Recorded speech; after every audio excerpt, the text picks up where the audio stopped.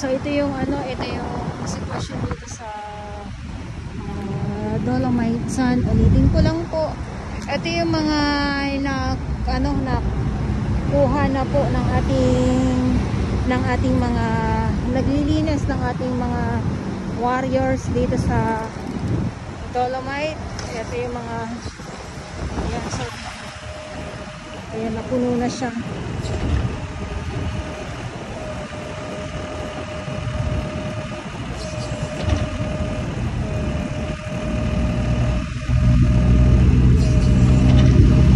Pagkatapos niyan, ilalagay sa sako. Pagkatapos, ito na yung ating hahakutin naman to ng truck.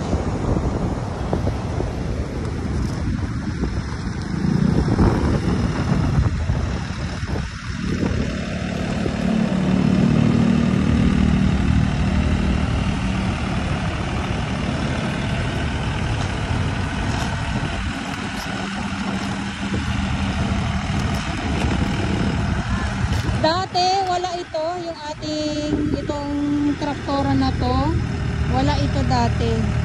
So ang ating mga naglilinis lang talaga ang nandito. So ngayon, mayroon na pong katuwang yung ating mga Manila Bay Warriors sa kanilang paglilinis.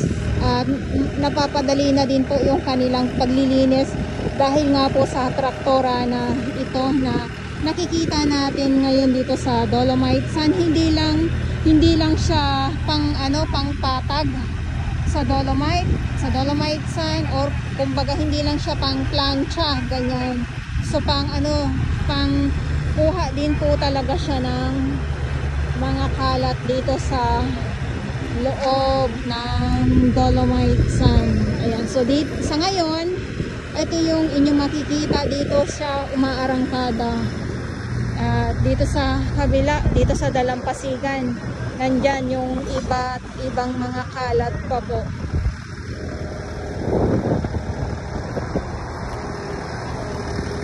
At malakas pa din ang hangin, malakas pa din ang alon. Grabe yung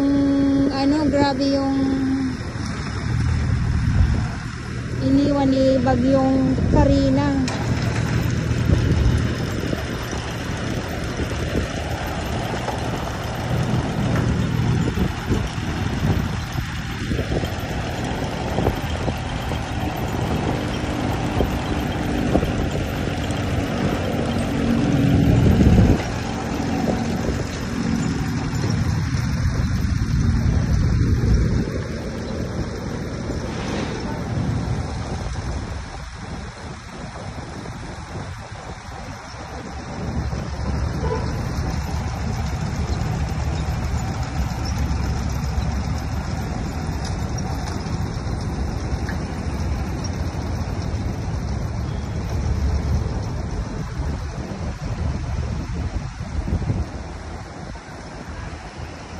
Ayan, so Thursday po sa mga viewers ko, lalong-lalo na sa mga baguhan, sa mga hindi po nakakaalam, Thursday, sarado po sa publiko ng ating Dolomite Sand.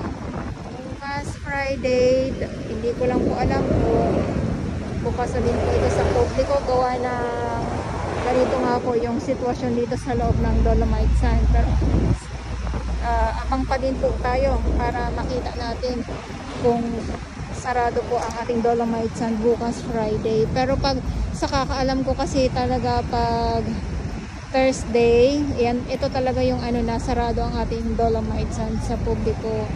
Pag Friday ay bukas naman po siya. Open naman sa public naman po. Kaya nga lang, ganito nga lang po na marami po tayong kalat na nakikita. Hindi ko lang po sigurado kung bukas nga po sa publiko pag Fridays ngayon, gawa na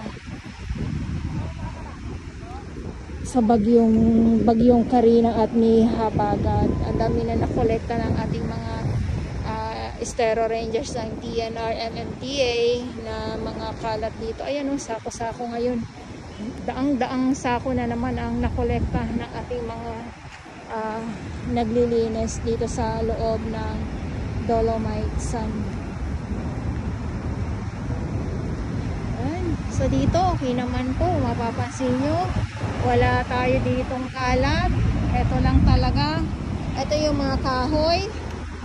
At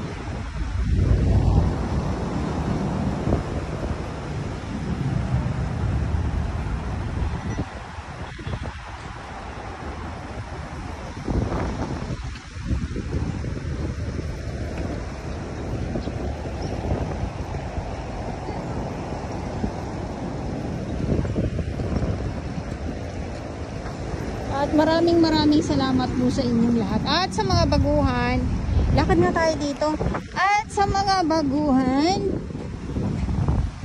yes, welcome sa channel ni Miss July, ni Jarabaus. Mahalin niyo pa ako ng buong buo. Yun na hindi galing sa ilong na mas Darusbuan. Night! Kamusta, Nay? Oh, dito ako eh. Ikaw ang wala dito, Nanay. Sa taas ka? Kaya pala eh. Eto, ilalagay ito sa ano. Oo nga po eh. Ilalagay ito sa mga bukas na, Nay, no? Oo, kasi marami ERs na.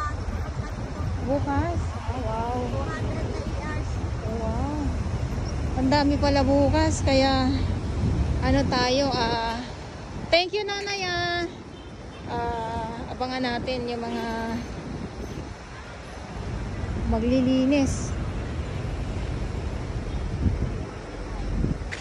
So dito muna tayo, silip muna tayo dito. Ning ning!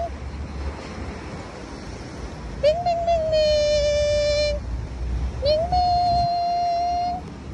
Kamusta ikaw? Kamusta ka? Ha? Ay.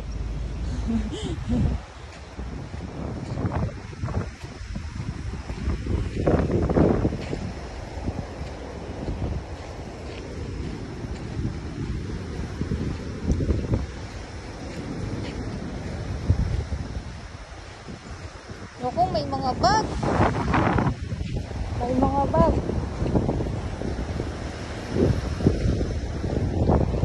Oh, nangingitim na naman ang ano, nangingitim na naman ang kalangitan.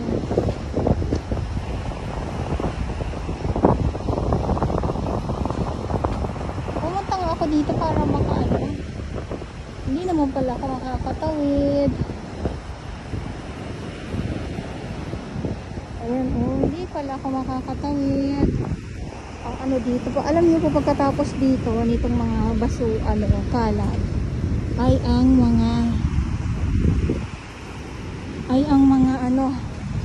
mga lamang dagat.